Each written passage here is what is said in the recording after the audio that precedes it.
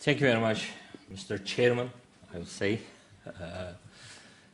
Good morning, everyone. Bismillahirrahmanirrahim. In the name of God, we are starting this session. My title, purposely, it was left as blank, starting with, if you see Ibn al-Arabi in Damascus. I copied this title, actually, as you may know, that there was a very famous book it was published in 1985, and it says that if you see Buddha on the road, I don't want to say this word but kill him. It says that kill him. So some Buddhist friends, they interpreted in this way. They say that for 300 years, Buddha's death, there were no Buddha images. The people's practice was the image of Buddha. There was no need to externalize it. But in time, as the practice was lost, people began to place the Buddha outside of their own spirit or mind, back in time and space. Buddha outside of their own minds, as the concept was externalized and images were made, Greek teachers started to re-emphasize the real meaning of the Buddha. And there is a saying in Buddhist circles, they say that if you see Buddha, kill him. They interpret in that way. They said that this is very shocking to people who offer incense and worship before an image. If you have a concept in the mind of Buddha outside of yourself, I'm repeating again, if you have a concept in the mind only of a Buddha outside of yourself, kill it, let it go, they said.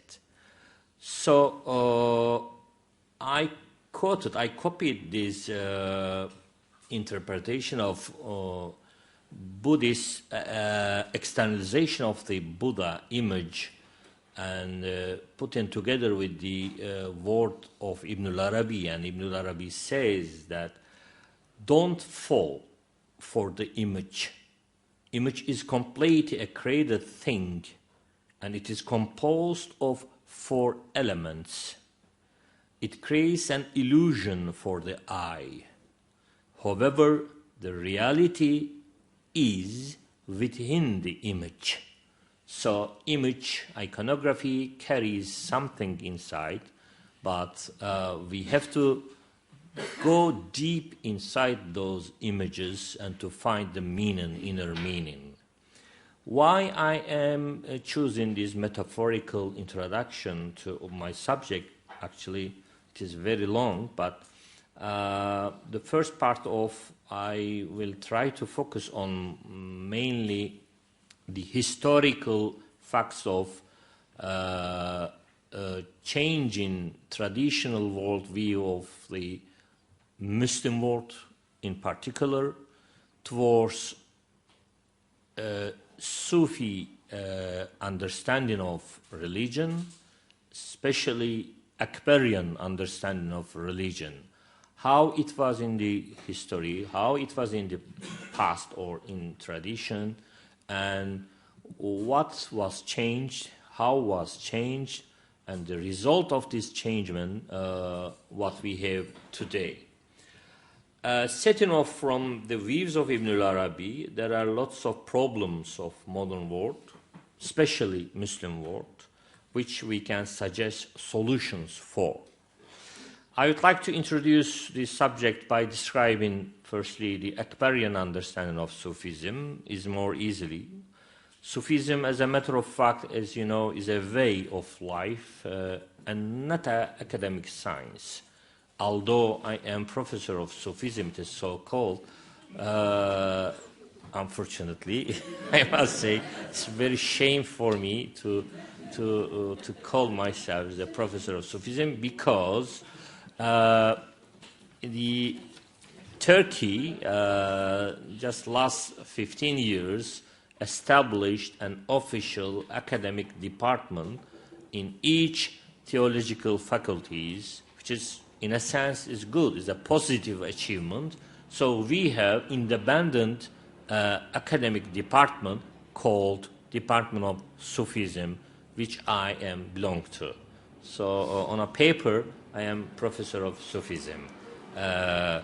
But it doesn't mean that I am Sufi. I always say that when I will grow up, inshallah, one day I will be a Sufi, because I love Sufis. I love Sufis. To call yourself as a Sufi is something it needs to very big, claim. I don't dare to say right now. So it is not actually a science. It is not called a science. It is a methodology to reach somewhere, to reach a knowledge. So some people say that Sufism is a science, but some others say, especially the Akbarian studies, focus on that Sufism is not a science, it's a way. Yeah. At the end, you can reach a level of knowledge.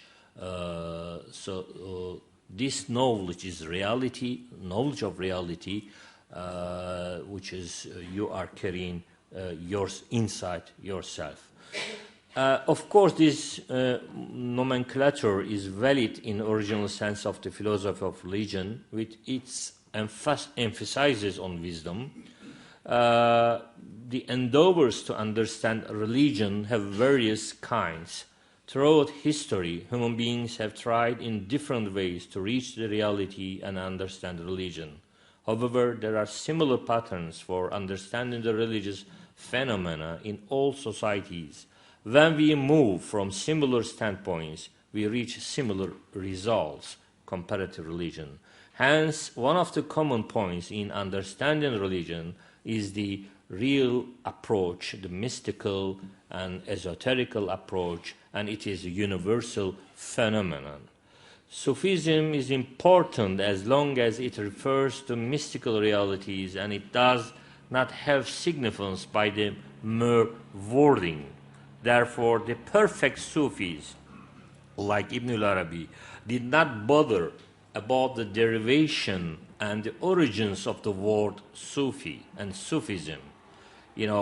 Sufism is not a technical term for the Sufis. They can use some other names also. The meaning is more important than the term Sufism.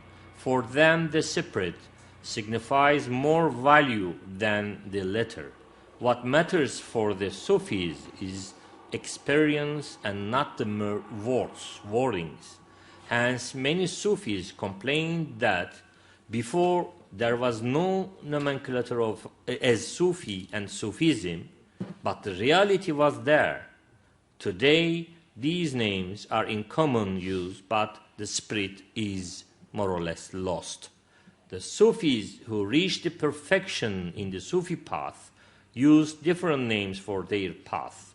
For example, Ibn Arabi prefers the word tahakkuk and muhakkik, meaning realization, and the people realize their inner potentials. So Ibn Arabi put those titles above the term Sufis. Ibn Arabi prefer muhakkik above Sufis. As you know, Sufis, Khanikahi Sufis in Persian, they said, is to follow a special path and special dargah, and as the Sharia of a tariqah. As you know, according to Sufis, there is the hierarchy of the understanding of religion, just opposite to externalist or nowadays fashion of is Muslim world, younger generation. It is called Salafism. The offspring of the Salafism today we are witnessing, especially in the Muslim world. And they are, what is their mentality, what is their interpretation of religion is based on one single aspect of religion. They don't accept the multiple levels of the understanding compared with the multiple levels of religion. Religion itself, let's say Islam, has maratib, has degrees, as Prophet Muhammad says in his hadith, Iman, Ihsan, Islam, there is 3 degrees, as you know, this is very common hadith.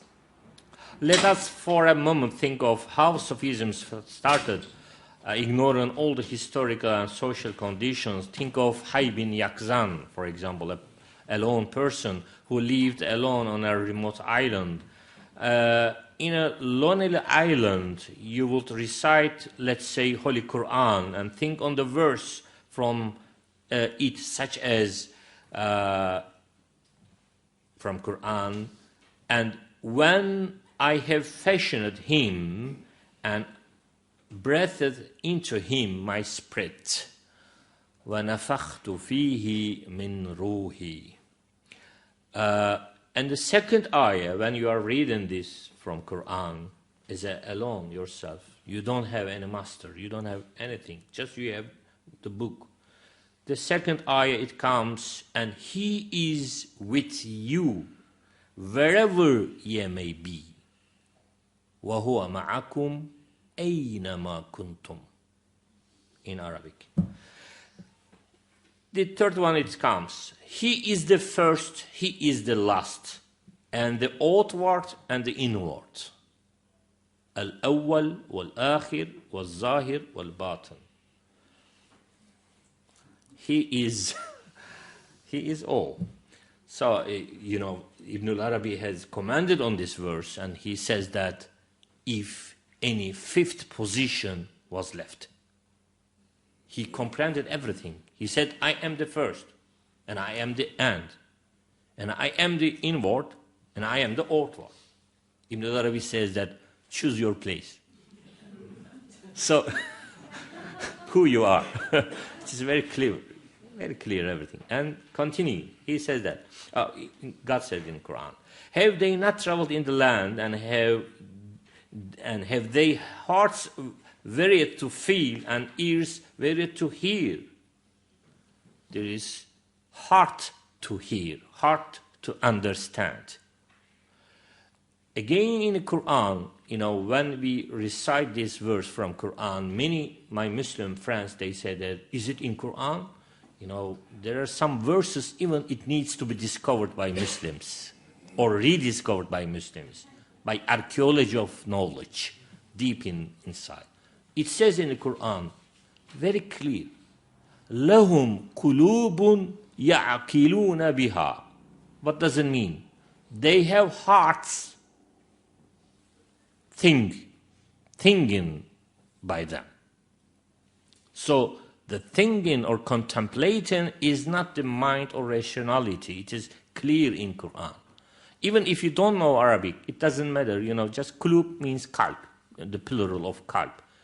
Qalb, and the verb is coming for the qalb, for the heart, the action of the heart. It comes in Arabic, ya'aqilu.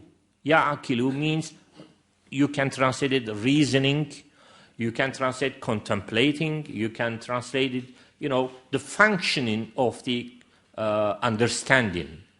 So the organ of the understanding is not the mind, is not the ratio only, is a qalb. So we cannot accept that some academician says, you know, Sufis always focusing on the qalb, on the heart, and they reject the rational faculties or rationalities. Actually, there is no, according to Wahdat al-Wujud, according to the oneness of being, there is no multiple organs to comprehend or to understand. There is only one organ to understand it. But inside this faculty, inside this instrument, there is a degrees, there is a levels. So the lowest level, which is called, according to Sufis, aql ma'ash, the worldly reasoning, can comprehend only the temporal things.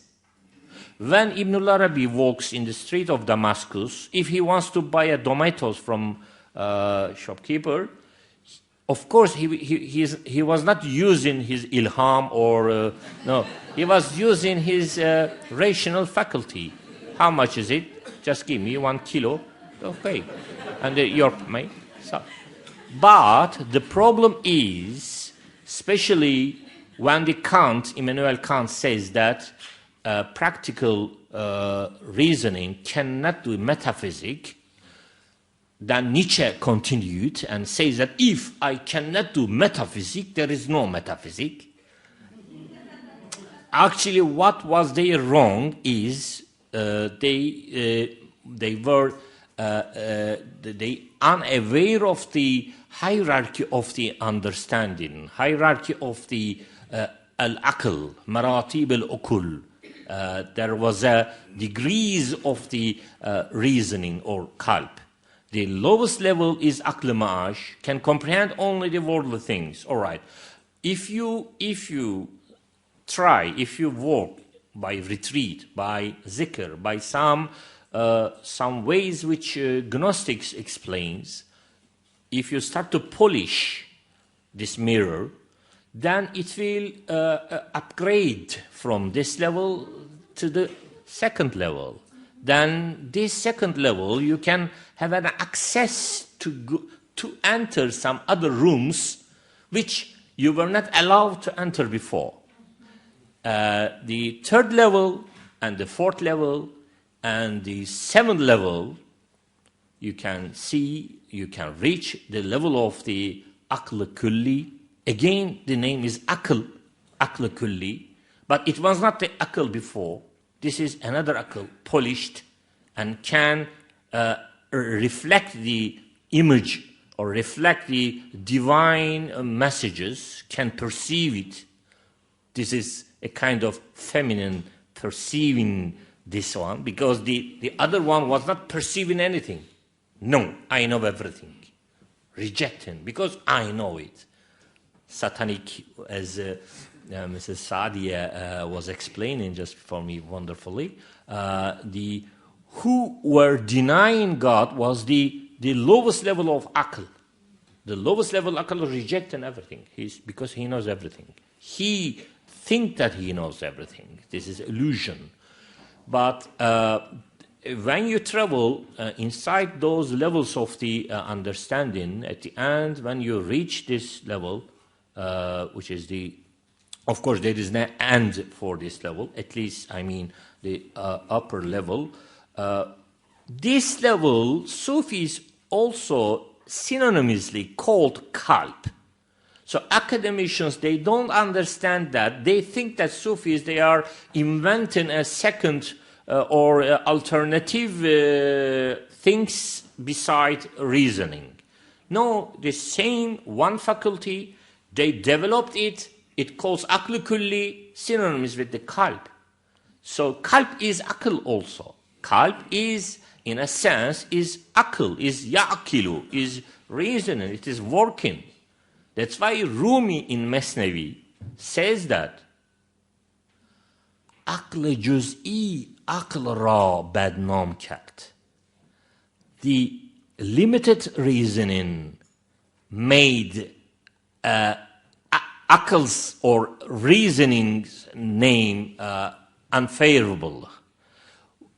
Because of these limited aql, the lowest level of aql, reasoning, caused the problem for the aql kulli. So we are not criticizing the aql kulli. We are criticizing the lower level of aql. And also they are criticizing not in a general sense, in a sense that if you push, if you try to force this limited aql to perceive divine reality, to perceive God, to understand God, it is beyond his capacity. It cannot be done. It is impossible for him to conceive divine realities. If any tradition, if any metaphysical system, or in any philosophy try to force this lower level of akal to comprehend what is beyond its capacity, it is also harm for the akal. It makes psychological problems. It caused by them to force, many people wants to know their divine reality. But of course, in order to know your divine origin, you have to clarify, you have to clear out some dust from the mirror. So Akbarian studies, Akbarian approaches of Sufism is gradually based on gradually to increase your knowledge, to increase your comprehensive, gradually also, because this process, this process of cooking, let's say, it needs some time. If you cook in 1 minute like a microwave, it has something also. Must be avoidable. It is dangerous. It doesn't taste good. Well, Ibn Arabi is a great thinker who has left deep effects after him in Islamic world. First than the outside of that world also. During the Middle Ages, there is almost no single corner in Middle East or in Islamic world. Ibn Arabi's name, thoughts, and views are not remembered. Of course, if we able to see, and we can easily trace it behind the works of Sinan, the architect, behind the Darul Shifa of Seljuk dynasty, behind the political vision of Ottoman Empire, and behind them there is the ideas of Ibn Arabi. We can search on this. Despite our relationship with or traditional veins of Irfan, Gnosis, which nourish us, is damaged because of many reasons. As a result of the transformation we lived at the turn of century, longing again towards Ibn Arabi and people like him, due to the universal principle which says every living organism which is damaged continues its life by repairing the damaged part from within. So we hope again utilizing his ideas and knowledge in solving today's problem. I believe the ideas of Ibn Arabi are in a way immortal, and they can pass beyond their area and shed light on even the present day, because he declared weaves all main principles, fundamentals Ibn Arabi focused on. Just a few historical things, then there is some philosophical part of my speech, but I don't know how can I summarize all of them, 25 pages, so just read some of them. In the eyes of its citizens, for example, now we are looking for Ibn Arabi in the footprints, Ibn Arabi, especially I am from Turkey. I was looking for, Nasir Khamir yesterday was searching Muhyiddin Arabi everywhere. So if you see Ibn Arabi, all right, just inform me. But I am looking for Ibn Arabi, Ibn Arabi in my geography, in my land. So what I discovered from the footprints, I would like to share with you. It has been believed that the Grand Master of Islamic Sufism, Shaykh al-Akbar Muhyiddin ibn Arabi, had predicted the rise and fall of Ottoman Empire in an attributed book to him. Of course, it is not authentic book of Ibn Arabi. It was attributed to him. Again, this book has a historical importance, which I will share with you. And it is called, this book, Ash-Shajarat al-Nu'maniyya fi Dawlat al-Uthmaniyya. So they believed that there were the spiritual breath of such Sufi masters behind them. according to this book, this book is very interesting. It is not written here, but I will share from my own readings. As you know, there was wars between, as today, between the countries. In the history, there was a big war between Iran and Turkey. They fought each other. Actually, in Iran, there was a Sufis, and in Turkey, in Ottoman at the time, there was a Sultan. So, a very long discussion why they fought, what was the reason behind. So, it is not the ethnical war, because Safevis were Turks also. The Shah Ismail's poem was in Turkish. His enemy, Ottoman Sultan, Sultan Selim, his divan, his poetry in Persian. Yeah, this is very nice, even very nice. I read one of the historical chronics. It says that before the war started, campaign in the tents, this is the Ottoman army, and just maybe 1 kilometer away the Iranian army. Maybe tomorrow morning the war will start.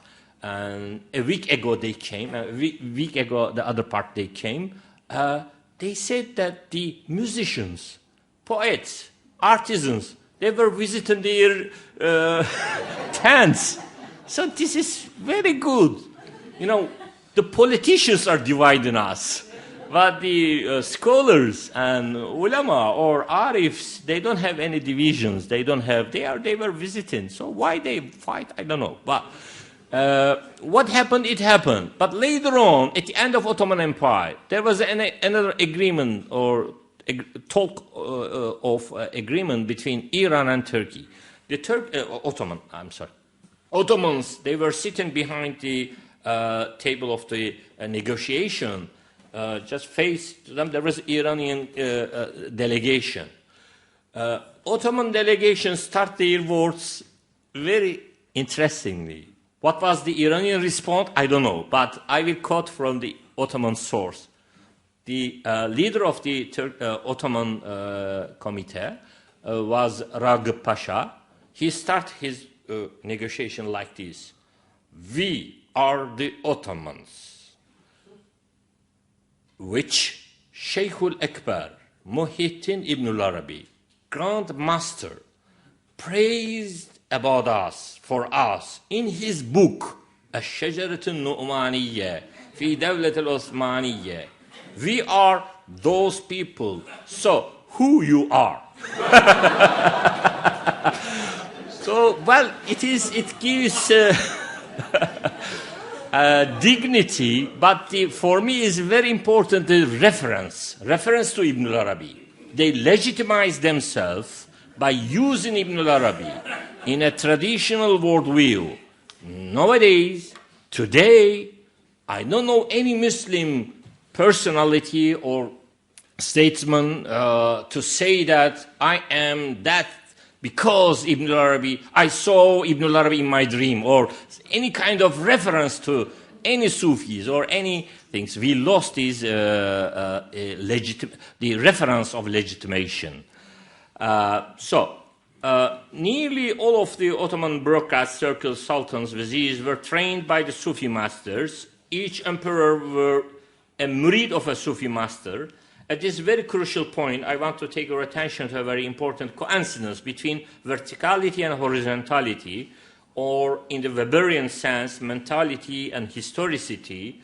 While the bureaucratic elite was under this sentence is very important. While the bureaucratic elite was under the control of those Sufi-oriented scholars who were in some way or other the Sheikhul Ekber's followers, the power of Ottoman Empire was at its height both intellectually and militarily, or physically, let's say. But from the end of the 16th century, when the Ottoman intellectual climate, just for a moment, began to tend to contra Sufi, or let's say Ottoman Salafis, started to flourish in the Ottoman madrasa system, and anti-Akbarian ideas, and their proponents in Turkey, we call them Çivizade and Kadızade. Those are the group of the let's say, Ibn Taymiyyah's ideas, the followers of Ibn Taymiyyah's ideas. They were nobody knows during the Ottoman Empire, nobody knows the name of Ibn Taymiyyah. After the 16th century, a person came from Aleppo to teach in the Fatih Mosque, and he spread it, and he started to criticize the Sufis, the philosophers, and all of them. Then, this is my theory, you agree or not, because the parallel of those changing of the mentality, the Ottoman Empire started to, and intellectually became narrower and narrower, then physically also collapsed. So when they took hand from Ibn al-Arabi, they raised. When they get off from Ibn al-Arabi, when I made this interpretation, they called me in Turkey, you are Ibn al-Arabi fanatic. So I accept. This very great honor for me. Why not? So, well, yes.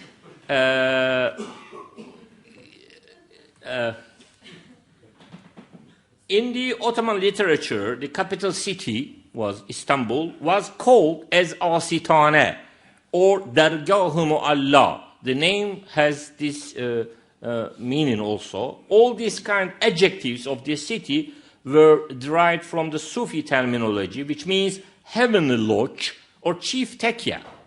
Istanbul itself was called as a khanikah, as a tekya. City is tekya, is dervish lodge. So it proves that the inhabitants of the city were regarding the city itself as a whole an open, big dervish lodge. Just to remind you that there were nearly 400 tekyas in the city. It was open up to 1925, 13 November of 1925, belonged to nearly 50 different Sufi paths. Sufi orders. Among them, there were sociologically very interesting tekyas which I would like to share with you, such as Söylemez tekkesi in Turkish. Söylemez tekkesi, which means no speak tekya. No speak. What does it mean, no speak? Because it is Sheikh, was a Chishti origin, came from India, doesn't speak Turkish. And if you ask any question, he doesn't answer. So simple. But interestingly, he had many followers. From the commanders, from governor. Governor was one of his murid. So how he got it? Something is supra-language. Something, it happens, it shows that supra-language. Söylemez tekkesi. If somebody would ask him something, he couldn't reply back, which means there was, okay. And another tekya is called Pisili tekya. Pisili means tekya of cats. Because it is cat lover sheikh. Sheikh was cat lover. 100 cats inside the dervish lodge. So, this is the variety of the, I'm giving you some examples of the variety of the understanding. Those Sufi centers were not covering only different human habits, cultures, ethnicities. They were also covering some parts of the daily human life. For example, for the ill peoples who were suffering from leprosy, there was a special tekya for them called Cüzzamlılar tekkesi, tekya for leprosy, leprous tekya. The people, they were waiting their death with meditation, prayer, and zikr, as much as, the same we have in Christian tradition. In some monasteries, they have this part. There was a wrestler tekya, Pehlivanlar tekkesi. The tekya is by Pehlivan. Pehlivan means wrestlers. So, master was a wrestler himself, and the murid, all of them, they were wrestling. They were making zikr and wrestling and zikr. So simple. a little bit transformed example of this kind of sport tekka still has in Iran. It is called Zurkhane. Of course, it is isolated from the, not totally, but isolated from the Sufi background because of some reasons you can understand. But it has some Sufi and spiritual background. So there was an archery tekya also, okçular tekkesi for archers. In some manuscripts related to this chivalrous training was written that in last degree of training, initiation, sheikh of the archery tekya was teaching and opening the secrecy of the Quran and whispering to his ear says that وَمَا رَمَيْتَ إِذْ رَمَيْتَ وَلَكِنَّ اللَّهَ رَمَى. When you threw not when you did through, but God actually threw. So this was the, when you are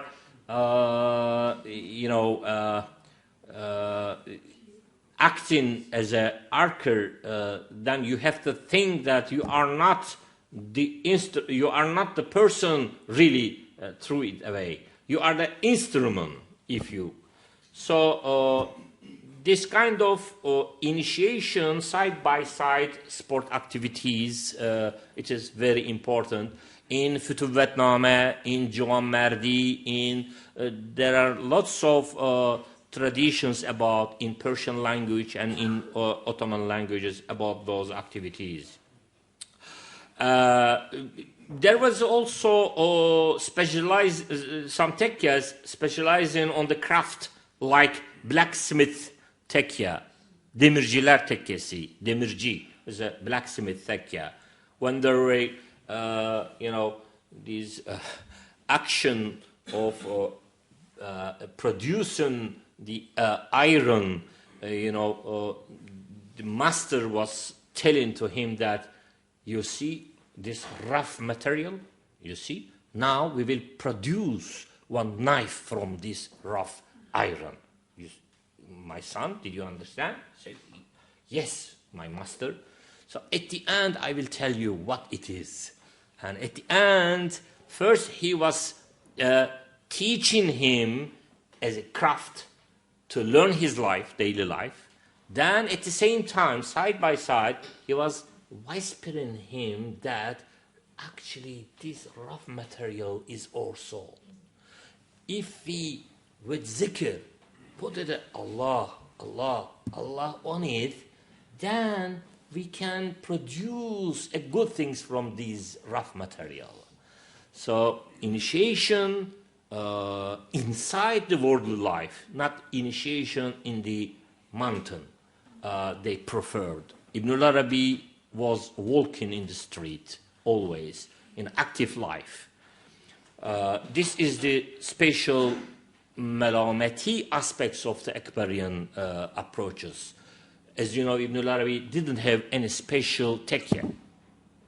If he wanted, he could establish a tekya or a monastery, but no, he always walked around. He was wandering dervish everywhere. He was visiting different places, spreading some flashes all over the world. So the reception of the people, it is according to their understanding, according to their level. In Egypt, for example, some people tried to kill him when he was in Cairo. When he came to Cairo, many people some scholars tried to kill him, poisoned him, and also Mufti Kamaluddin gave a fatwa against him. Yesterday we were discussing about some friends about this fatwa. Also, fatwa is very interesting. I would like to share with you. The fatwa says that if you see Fususul Hikam anywhere, some Salafi friends, they use this fatwa when they see some copies of Fususul Hikam in Suleymaniye library and some other libraries of Islamic world, and they went to the library, and with the pen, or at the time there was not too much control, they destroyed some of the copies of the Ibn al-Arabi. And recently we discovered that they cut it, they demolish it, destroy it. So in this fatwa, he says that, Kemalettin Effendi says that, if you see Fusul Hikam anywhere, just take it and throw it to the Nile, to the river of Nile. But be careful. When you throw it away, keep distance from the Nile. If any drop of water comes to in your clothes, you have to cut this cloth because the prayer, salat, it is la yajuz. It is impossible to pray with this cloth. You have to cut off this part. Can you imagine?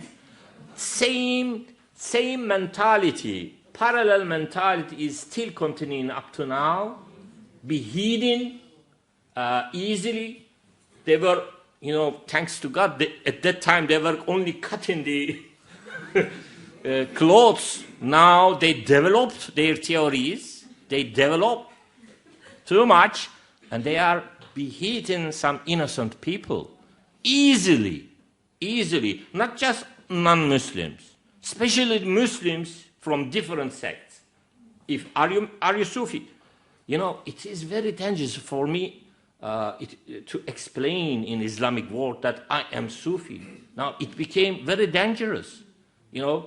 The term is Allahu Akbar is very nice. It's a term Allah the greatest. The meaning is very. But now I am afraid if anyone says Allahu Akbar, if something happens to me. How it is. So dangerous. Their forefathers, their ancestors, which is called Zahirism, or let's say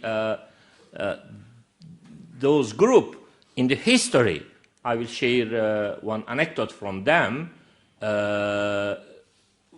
In Basra, as you know, the founder of the Mu'tazilite thought was one of them, Abul Hasan Amiri. They were reading books about their philosophical books outside of the Medina, outside of the just close to up some levels in the desert. They were reading the books because of afraid in those Harijis. They came and to kill them. They were studying books outside of the city. And suddenly one of the students, they saw that, oh, my master, they are coming. They discovered us because they saw from distance that the horse are coming. And master said that, don't afraid, don't talk to them, I will talk to them. If they ask anything, I will answer. But you just read your book. Okay. They come, they surrounded them, and they asked from them that, what are you doing here? They answered, the master answered that, we are non-Muslims. We heard that there is a religion called Islam. We collected their books and reading. If it is a good religion, maybe we will convert to Islam. Now we are studying Islam. The students, they looked at each other, but they said that, all right, Islam is beautiful, and they made a propaganda, those as well. Inshallah, most welcome to Islam, and Islam, blah, blah, blah, blah, many things. Then after 5 minutes, they left. They go. Alhamdulillah, they saved their life. And the students ask master, why you say to them that we are non-Muslim? We are Muslim already. They said, if I say that I am Muslim, then everything will happen to us. They will ask, what kind of Muslim are you? Which mazhab are belong to? It is easy to say that I am non-Muslim and go ahead. All right. So Well, just another last example. Actually, I read from my paper only 6 pages, but now it comes to my in front of me is a one Croatian, originally Catholic Sufi poet in Ottoman. It is called his name Fevri Efendi. He was originally Croatian in Croatia. Catholic, and very strange. He explained, then he became Muslim, Sufi, and master.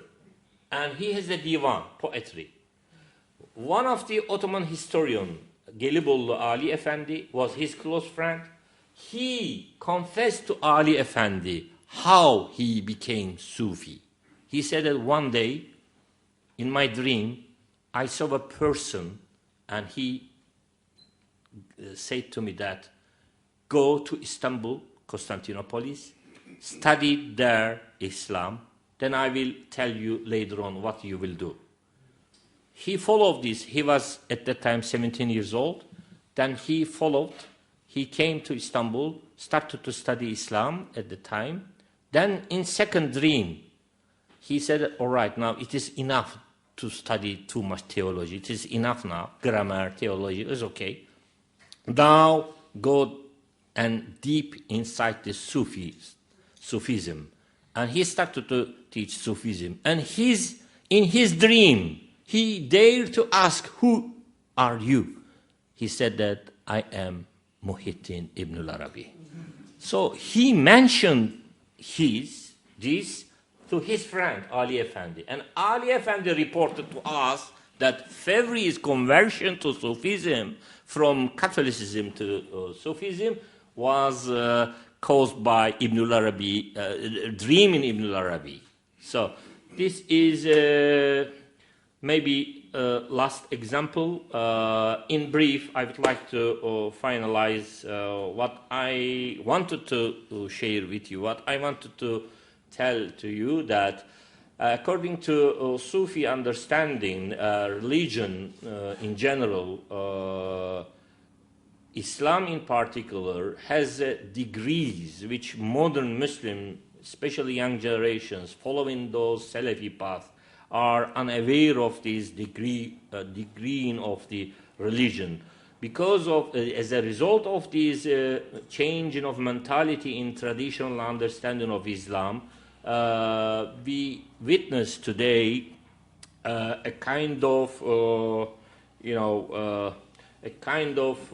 Muslim jihadis or so-called, I don't know what to say, what to call them. They are trying to destroy all the Sufi tomes and Sufi books and Sufi understanding to clear out from the Middle Eastern part mainly. So this is very dangerous, actually, which I wanted to tell to you. We feel afraid of this this understanding. But again, to Ibn Arabi's ideas, when we come back, Ibn Arabi says that, Ibn Arabi always positive. Sometime when he criticized, for example, one of the Selçuk Sultan he was criticizing, but anyhow, at the end, he is positive, and he says that every era has its special passage, special progress. So at the end, everything yanqalib, everything turned back to positive. In this Wahdat al-Wujud understanding, there is no injustice. There is no injustice ontologically. There is no kufr ontologically. There is no infidels ontologically. Accidentally. Because if something could have happened, must be one of the under the one of the name of the God. So there is no name of the God injustice. There is no name of the God unbeliever. There is no blah, blah, blah, there is no, but there is just. One of the name of God is Adil. So there is Huwa Mu'min. He is believing is essential. Unbelieving is accidental. So accidental things doesn't possess a being.